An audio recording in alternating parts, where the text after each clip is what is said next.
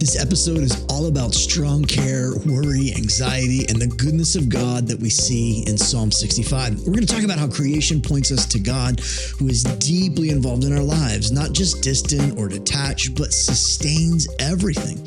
We're also going to unpack the difference between stress, worry, and anxiety, why so many people feel overwhelmed, and how Jesus really invites us to slow down, notice the birds, the flowers, and to relinquish trust yet again. If your mind's been racing or your soul feels really heavy, I think this conversation is going to encourage you all today. Are you ready? Let's get going. Hey, welcome to episode 71 of the Faith for Today podcast. We're talking about worry less as we keep looking at the resistance that our faith takes as we experience the redemption, the renewal of Christ. On the Faith for Today podcast, man, I am hoping to help you to not just be inspired from a Sunday message, but to live a life of faithfulness, integrating those truths into how you live, how you think, how you work, how you parent, how you live your everyday life. We want faith today, and we want to bring it into our lives. So I'm going to recap Sunday's message. I'm going to share a bunch of bonus content today and then respond to some questions. We got a ton to get into today. Let's jump in as we talk about how to worry less. We looked at Psalm 65 on Mother's Day, and I talked about how creation points us beyond itself to the goodness and the care and the love of God.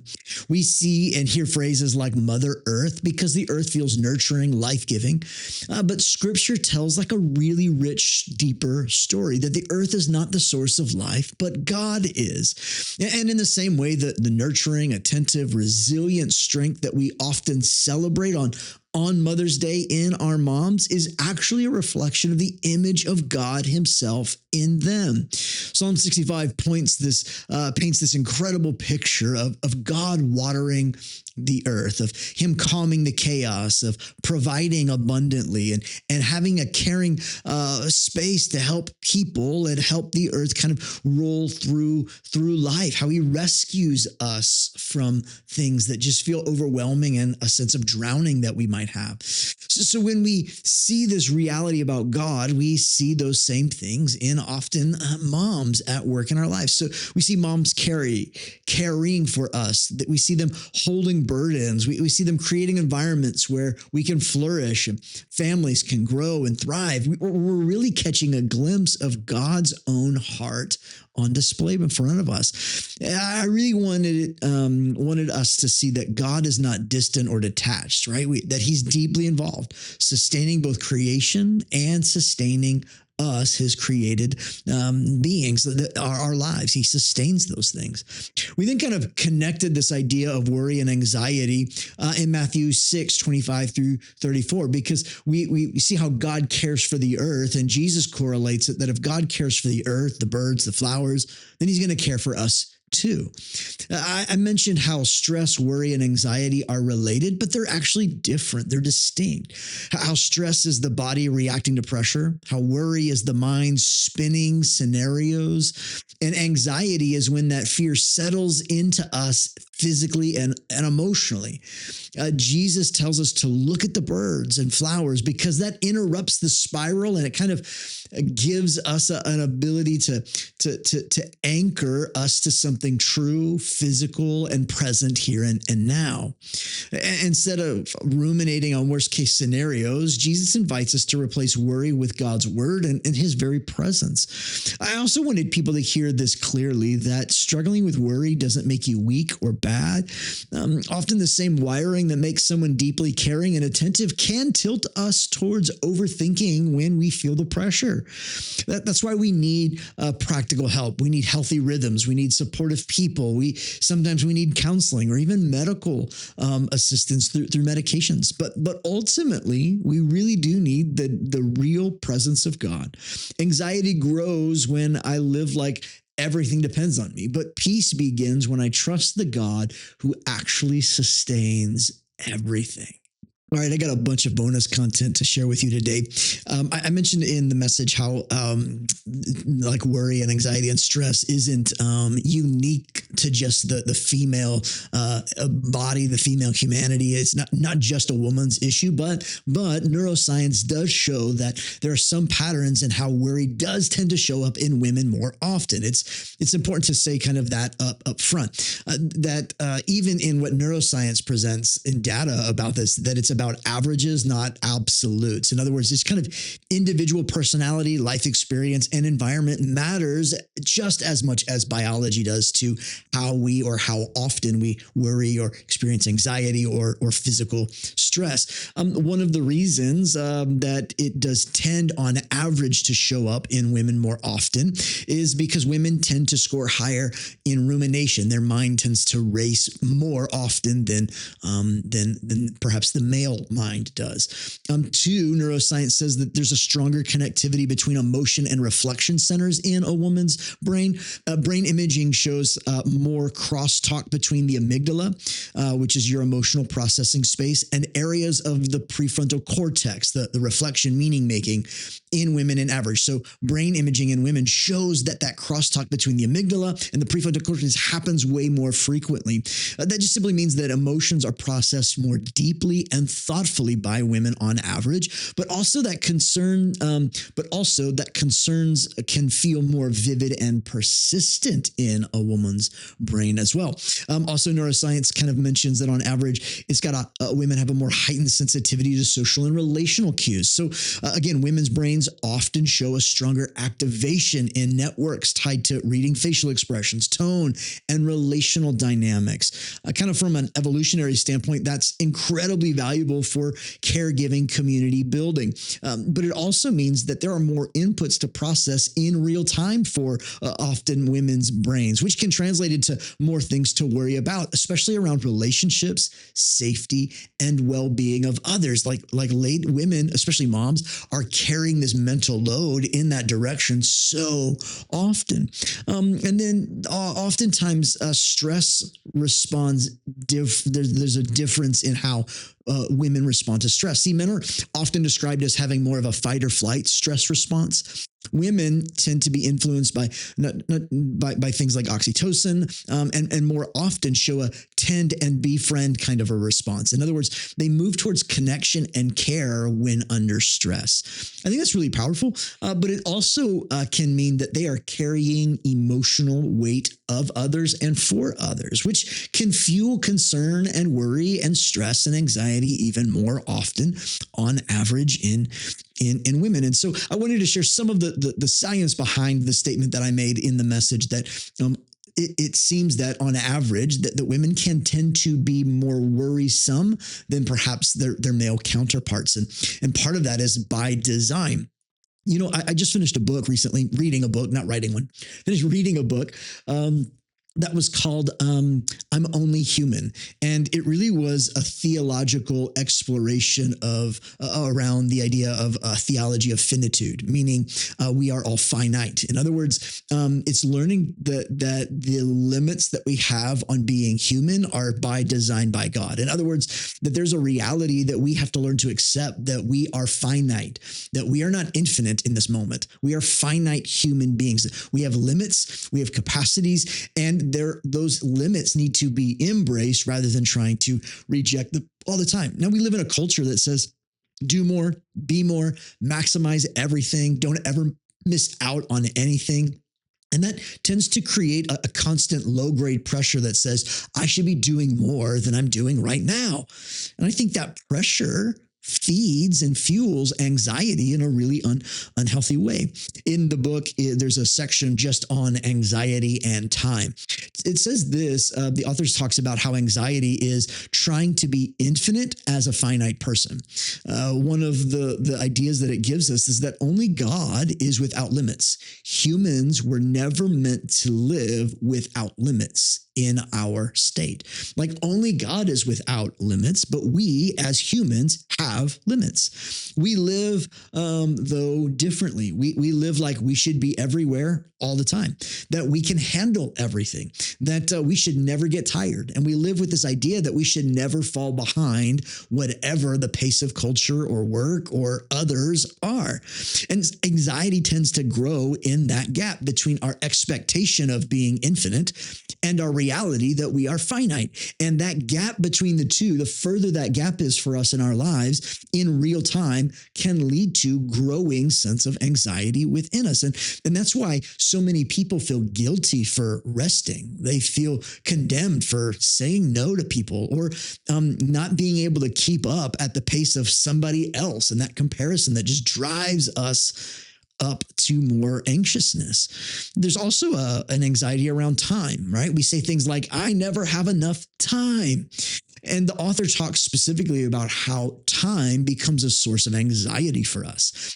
See, in modern life, we are trained to think every moment should be productive. We're always behind and we're wasting time if we're not optimizing it. I know I fall into this category. I love a good life hack. I love being efficient. I love be highly productive. And I can live with time being a type of tyrant in my life. Well, time is a gift from God. It has limits. It resets every day. But if I'm not accepting time as a gift from God and the limit of time as a gift from God, I become enslaved and time becomes a tyrant in my life.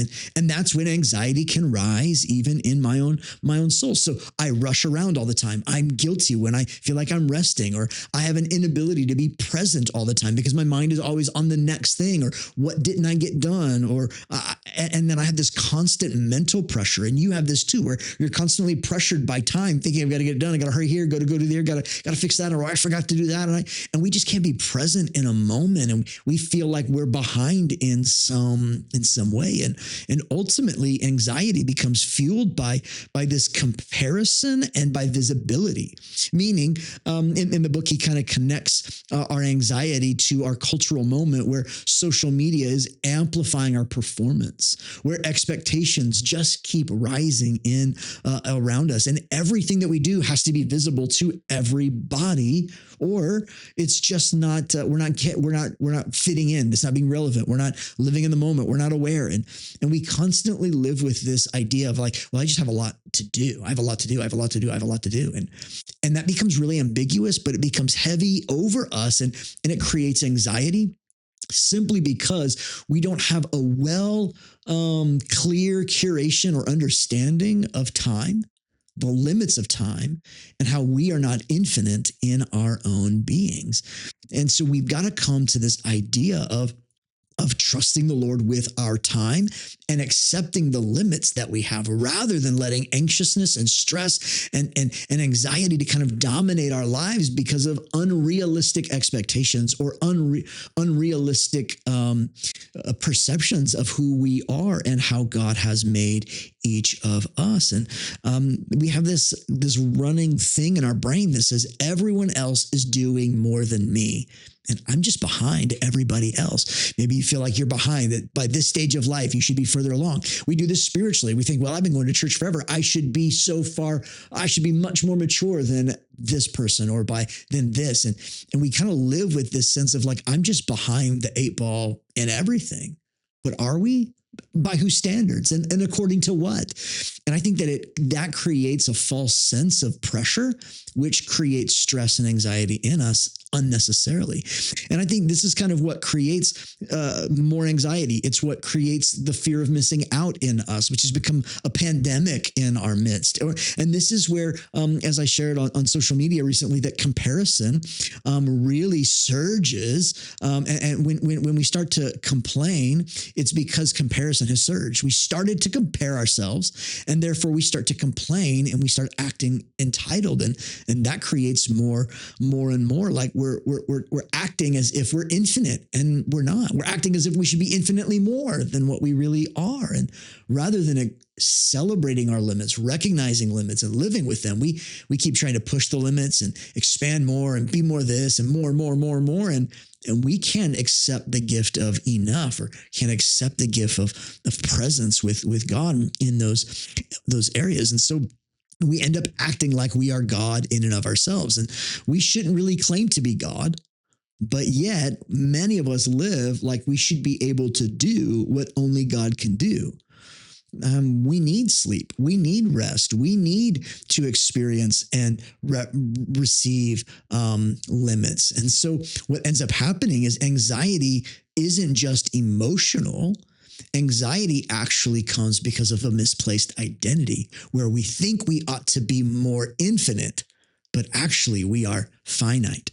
And so we can feel pressure to move in those things. And we really do need to embrace the limits as a gift. And so instead of trying to fix anxiety, the author of the book says, rather than trying to fix anxiety with better productivity, we need to flip it around. And we need to say that peace comes from accepting our limits, not escaping them. And the book kind of reframes this idea of limits and time and anxiety by saying limits are not a flaw. Limits are not a sin. Limits are God's design for us. And when we accept that, we can rest without guilt, we can say no without a sense of shame, and we can be present instead of rushed in every moment. And I think that's where anxiety really starts to loosen its grip, when we see the flip around. Because anxiety grows when I try to live like I'm infinite. But peace begins when I accept that I'm human and I can trust the God who is beyond my humanity. And that's where we want to come to. Another book that I read, I think last year, is a book called Million Little Miracles, A Million Little Miracles by Mark Batterson. And the major theme of this book is really that to help us understand that we are surrounded by everyday miracles, but we've lost the ability to notice them because we lost our sense of wonder, which is what Jesus is getting at in Matthew chapter 6, when he says, stop and look at the birds, look at the flowers, look at how God takes care of all, like have a little wonder in your life. And perhaps if we live with more wonder and awe and fear of God, then maybe, just maybe, we would experience a little less worry. And in fact, in the book, Mark Batterson's whole argument is kind of basically this idea that the problem is not that God has stopped working around us. The problem is that we've stopped noticing God working around us. And he spends a lot of the time in the book trying to kind of reawaken what he calls a holy curiosity, a childlike awe towards God, towards creation, towards life, and even ordinary existence. I highly recommend the book. It's deeply devotional and inspiring in so many ways. You learn so many like nuggets of around science and how God is at work around us. And kind of some of the big themes in the book that I think help us understand this need to live with wonder instead of be consumed by worry, which we talked about on Sunday, is to recognize that God is bigger than big. This is what the book kind of talks about. And this is probably like one of the most dominant ideas in the book.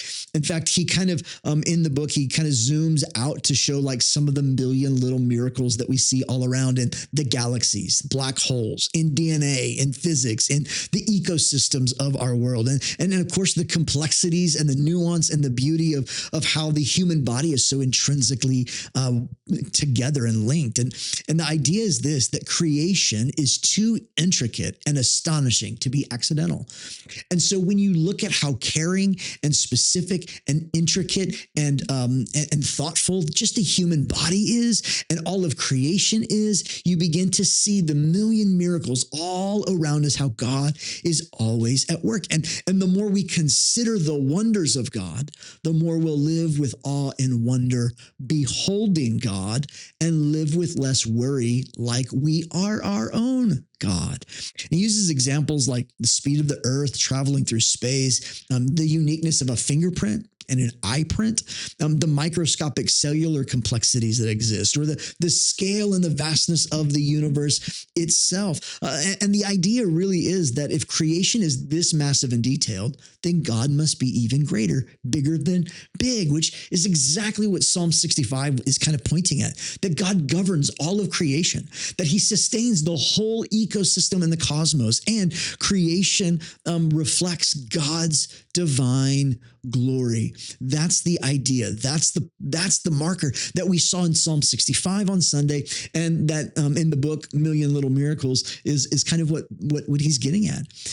And he says this in the book, that we've just lost our wonder. And this is kind of what I said on Sunday, that like, man, we kind of allowed worry to come into our lives to where we have a hard time worshiping God because we're so busy worrying about what we are experiencing in life that we're missing the wonder of God at work in and among our lives. I think that we have lost wonder, and it's kind of this extinction of our own experience with God, where we try to over-explain everything. In modern life, we try to over-digitize everything. In modern life, we over-rationalize everything, and in the process, we stopped being amazed. Mark Batterson, in his book, he authors that we've traded all of this. We've traded awe for information. We've traded gratitude for something that's familiar, and we've traded worship for complete boredom in our lives. So the miracles just seem mundane because we could Google it real fast and get it and get an answer. And that information is kind of taken away our curiosity and our wonder and our awe and even the mystery of what God has said. And when we take miracles for granted instead of taking them for gratitude,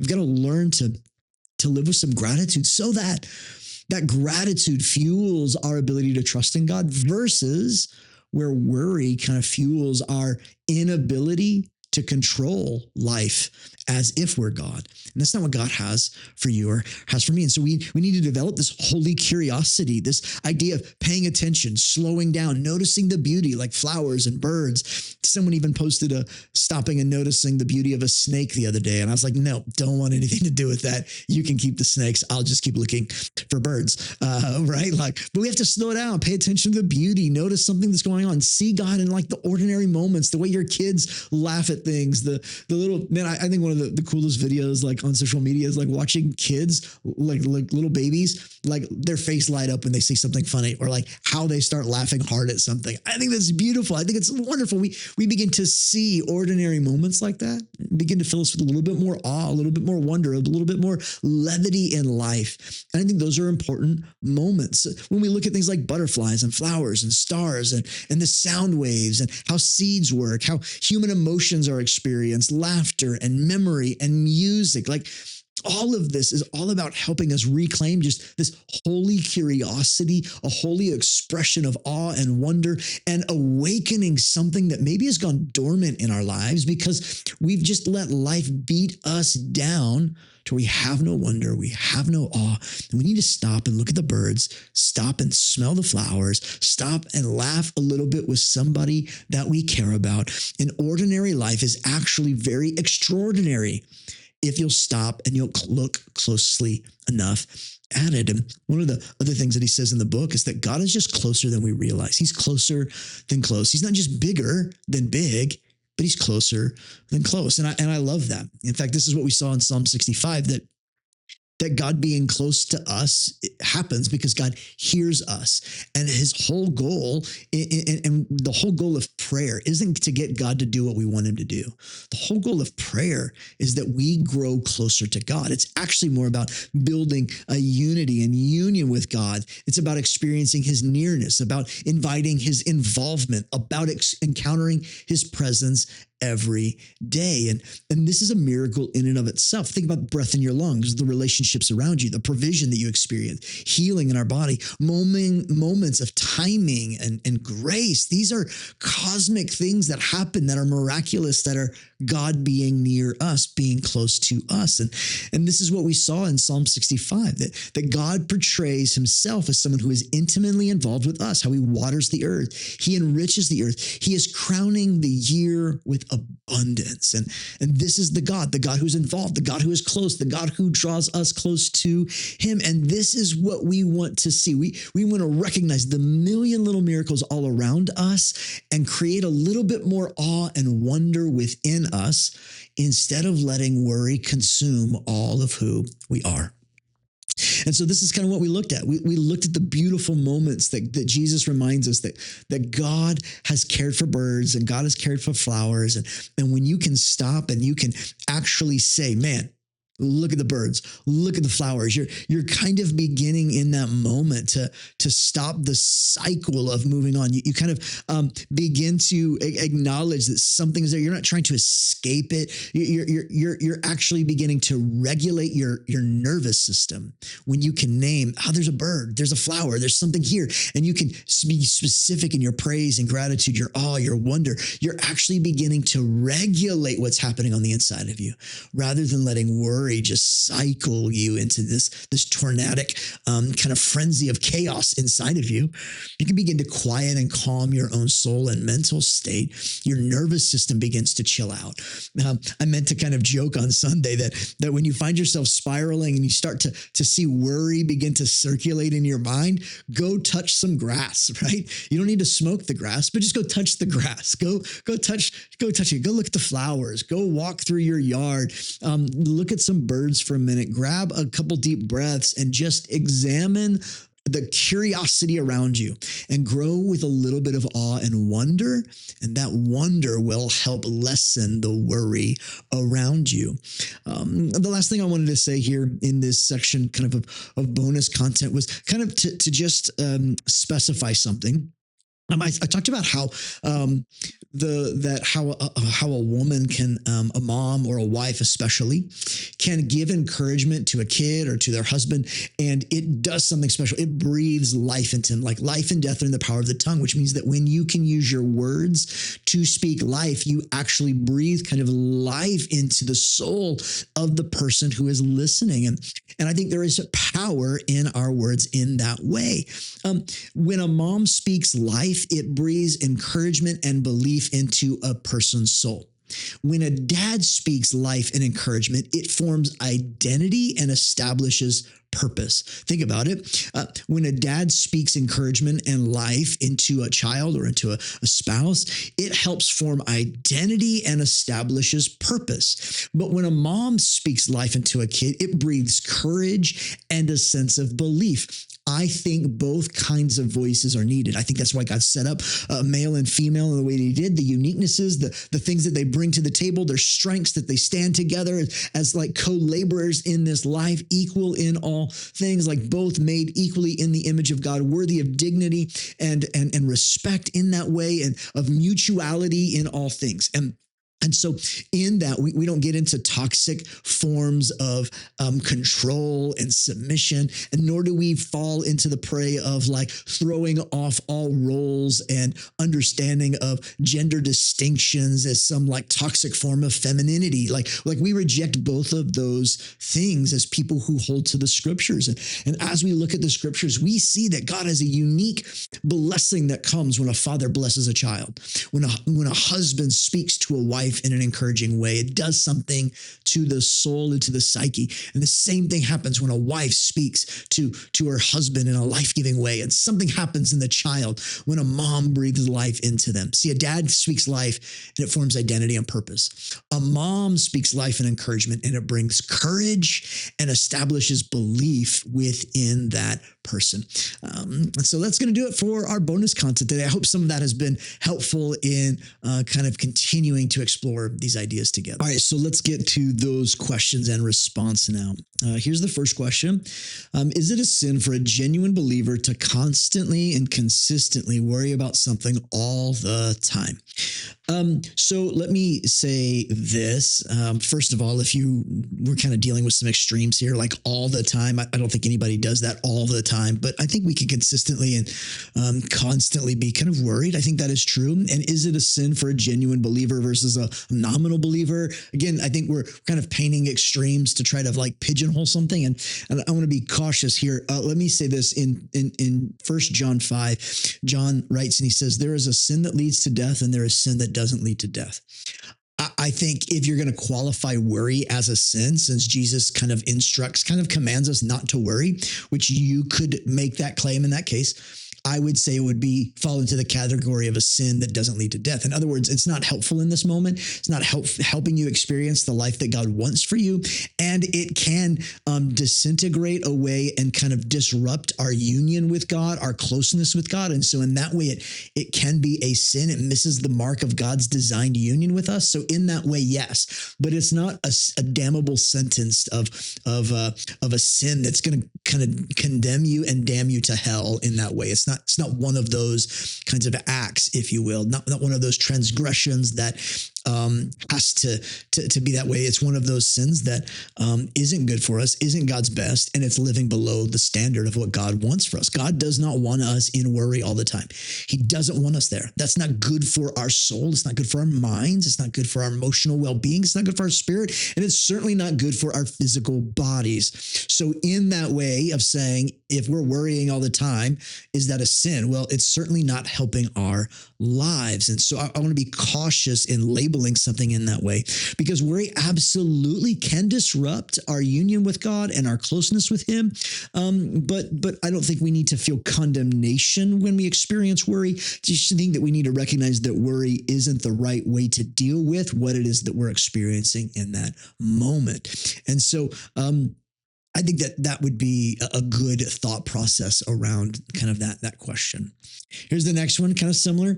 Could worrying then be also considered part of the commandment, love the Lord your God with all your heart, soul, mind, and all your strength? If we could really take Him at His word and really love Him, wouldn't that take care of worrying? Again, I think it's a sincere question, but I think it's a little bit, can lead to some abusive, legalistic approaches to viewing other people. Like, well, if they just really loved God, then they wouldn't worry. And I think that can be really dismissive and unhelpful. So I would caution us in thinking in that categorical way. Just like saying, well, if I really loved my wife, I wouldn't get upset or frustrated. Well, that's not true, because I live a human experience and I get frustrated and upset. That doesn't mean I don't really love my wife. It just means that I'm really not living in a sanctified moment and I need to grow in sanctification. So I don't think that we can say it's not, but I think that when we love God with all our heart, soul, mind, and strength, it definitely moves us into richer union with Him, but it doesn't remove our humanity. So I think it kind of sets up an idealistic false dichotomy to say, if we really loved Him, then we wouldn't ever. I just think that's a false dichotomy. I don't think that that's how God actually thinks about it, but I think that it's the behavior that worry can create that can become an issue rather than the emotion of worry itself.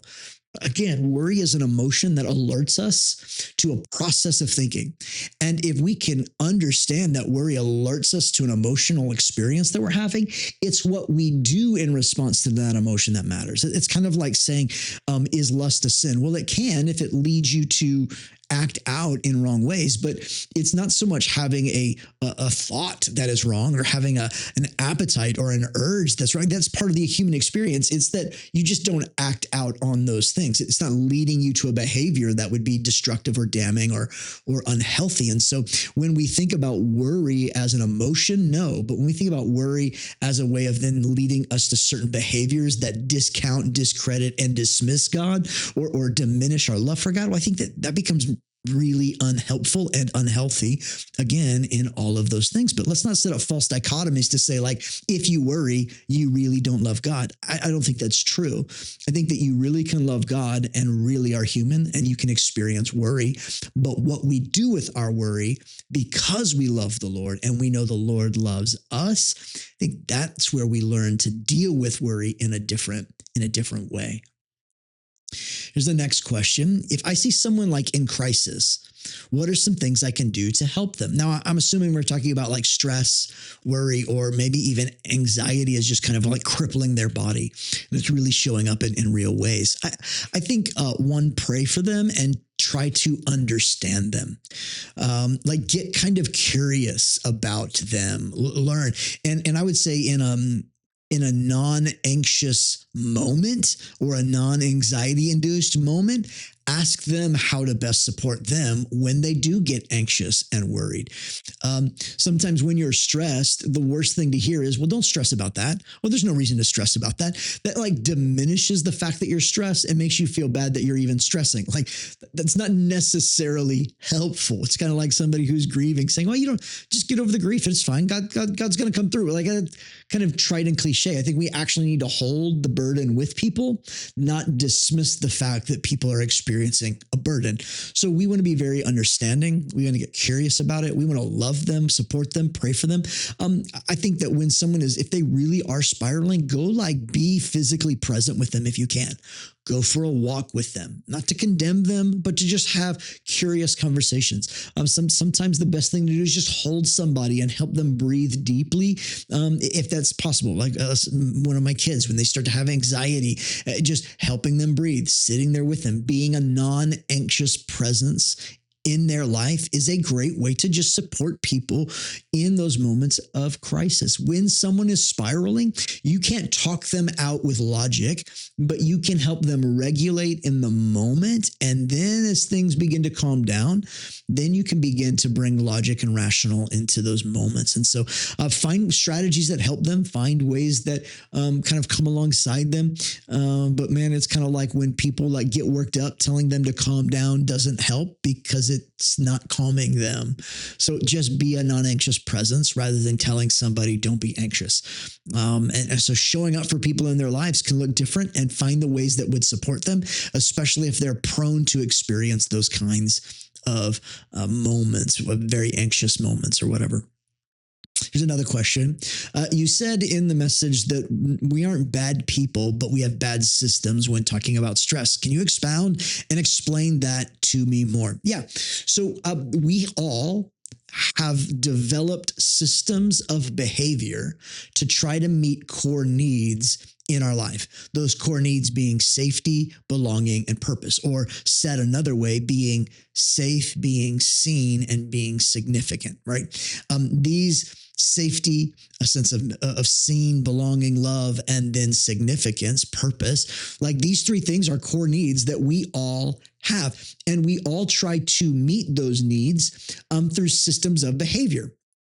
Everything from codependency to OCD controlling to workaholism to money, becoming greedy and hoarding and money things, to all sorts of behaviors we've created and we do in order to try to meet these critical core needs, these primal needs within us. We've done some things. We've developed behavior around trying to meet these needs. And same thing when it comes to worry, like worry and anxiety and how it shows up in our body is always our way of trying to deal with something that feels uncertain, that maybe feels unsafe, that makes us feel unloved, or we feel less than, or not good enough, or not important, or not successful, or not meaningful in life. Like these needs start to show up and we create behaviors to scramble around to try to help mitigate that need from being damaged or hurt or even kind of missing altogether. And God has an answer to all of these. God wants to be present with us in all of these. And so we often have created systems of behavior to try to deal with these things. Now, what I'm not trying to say is that like, well, if you worry, just memorize a scripture and it goes away. What I'm not saying is let's use worship music or scripture as a way of escaping the emotion. No. We need to learn how to regulate our nervous systems, acknowledge our pain and our emotion, the concern that we have to God, and then worship and recite the scripture. In other words, we're not trying to escape our humanity. We're trying to let God meet us in the midst of our humanity, which means that we have to recognize some of the behaviors that we've established that aren't helping actually meet our real needs. And we need to acknowledge that, be honest about that, and let God meet us in our moment of need. I think we can have a spiritual encounter with God once we've kind of regulated our peak, heightened, stressed out, anxious riddled, worried, consumed emotions. I think it looks like inviting God into what it is that you're experiencing, what it is that you're feeling in that moment, the thing that is kind of surging, kind of the uncertainty, and allowing him just to be present and kind of parent you lovingly as a father, kind of being there with you in the moment. I think it's allowing worship to move us to something real and moving something real within us. I have found a great peace in, I'm kind of getting consumed. I'm going to listen to worship music, just focus on the lyrics for a little bit because they're helping remind me of a truth about God rather than like, well, I'm just going to worship and like ignore the problem. No. I want to face the challenge. I want to acknowledge the problem. Faith doesn't deny the pain, deny the problem. Faith just shifts my trust to God in the midst of the pain and problem that I'm having. So I want to be honest. I can be honest. I can get really ugly about it with the Lord. I can get filter free when I'm talking to God about it. Like I can get honest about all of those things, knowing that he's going to be close, that he's going to be near, and that he's going to hear me, and just allowing God to love me just as I am. I have found great help in praying the prayer that kind of we prayed at the end of service on Sunday. God, I give everything and everyone to you right now. It's almost a daily prayer for me. God, I give everything and everyone to you right now. It just helps me release all of the things that I'm carrying, that I know I'm carrying, and maybe that I don't know that I'm carrying. And sometimes I get real specific in telling them to God. But all I'm trying to do is not escape my stuff. I'm just regulating my nervous system. I'm touching the ground. I'm looking at birds. I'm taking some deep breaths. I'm trying to regulate myself physically so that I can encounter and experience the love of God in a very present moment. And I'd rather do those things to experience God than to continue to develop systems that aren't really going to meet the need that I'm feeling in the moment. Next question says, what does it practically look like to replace worry with worship in everyday life? Yeah. So I kind of just mentioned some things here a minute ago, but I found that when I worry, it needs to cue me to examine the wonder of God. So looking at the birds and the flowers to see something that can fill my heart with gratitude and my mind with a fresh perspective. So worry or anxiety or even stress for me, I've told my wife this, but like I have grown so accustomed to living with a certain amount of stress in my body that it's hard for me even to recognize myself without stress.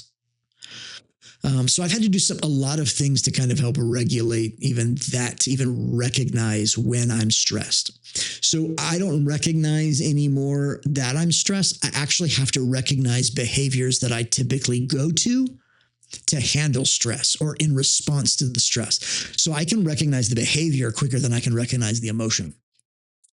And so when I recognize the behavior, when I recognize the things that I do when I get worried, that's when I typically cue myself. I need to actually go to God. I need to cue a different behavior. So for me personally, this maybe it's because I'm a guy, maybe it's because I'm just kind of fried on the inside on some things. I don't know. I'm just kind of getting real honest here. When I do those things, I have to recognize the behavior, and that behavior cues me to have a different behavior. So I change my behavior. And that helps to reorient kind of who I am on the inside. So I sing unto the Lord, not to use it as background noise or escape, but to actually speak aloud a truth of God. That's how I worship instead of worry. I have to actually look at things that I'm being grateful for rather than just letting the complaints and the comparison grow in my heart, which is what typically creates stress and anxiety. Oftentimes I get worried about future things, like what's happening here, what's going to go. There are things I can't control. And that's when I come back to just the breath prayers. I give everything and everyone to you, God. And I take another deep breath. And I just have to do these things again and again, oftentimes to just remind myself, to invite God into the moments, to replace my worry with some worship. And sometimes the best way for me to do that is to think about the lyrics, to sing the lyrics out of a song, or to do some things that cause me to look at the wonder of God in creation all around me. And that really has helped me in my own life, kind of lessen the worry and the stress and the anxiety and reorient back towards worship and wonder, if you will. All right, last question. How can I trust God's care for me when my circumstances still feel so unstable or uncertain? Yeah, it's hard. I think we have to reject the notion, though, that trusting in God means that it's going to happen quickly, right? Like we think that if God's going to work, then it's going to happen real quick. That's not true. Often God at work in us takes a lot of time. It's slow. It's deep in us. It's seeds that are being planted that then eventually grow. It's something that is steeped deep within our soul that God is trying to shape and form inside of us. It's not just a basic behavior, but there's a whole belief system that we have that has formed these behaviors, these systems of behaving to try to cope with things. So changing belief systems and behavior systems because of beliefs, that takes time. It's the renewing of the mind. That's the hard work of resisting the way of the world so that we're being formed in the way of God instead. I think trust isn't about having certainty, but rather it's trust in the face of uncertainty. So when I find myself feeling unstable or things feel uncertain, how do I still have trust for God's care? I look for the progress, not the perfection in the middle. I'm just looking for progress, not completion when I'm in the middle of it. So if I can see some progress, I know God is working, and that helps me feel a little more trusting of Him in that way. And then you just keep doing the next right thing. You keep doing the next act of what it looks like to trust God. You keep doing the next right thing that looks like humility before God. You keep doing the next right thing as the relationship is being repaired. I think a lot of times, stress, anxiety, worry happen around human relationships. And a lot of times because we've made some dumb mistakes or we've broken those relationships and we're trying to repair them. Well, those things take time. And you've got to be willing to look for the progress and look for those moments rather than looking for it all along the way. And so, if you're the one that broke the trust, you're the one that broke the relationship, you just have to keep doing the next right thing as you work towards stability. So if you're in a place where everything feels unstable and uncertain, just keep doing the next embodied act of trust towards God that helps establish stability in the long run. It takes time. It's true. It does. But I want to keep trusting God in a way that establishes stability rather than worries because there are certain things that are unstable. So just do the next right thing, look for the progress, and remember that trust happens in the face of uncertainty, not when everything is perfect and complete. And just reject the notion that if God is at work, it's going to happen quick. Sometimes it does. A miracle, things like, man, boom, blow your mind, it happens real quick. But most of the time, it's progressive.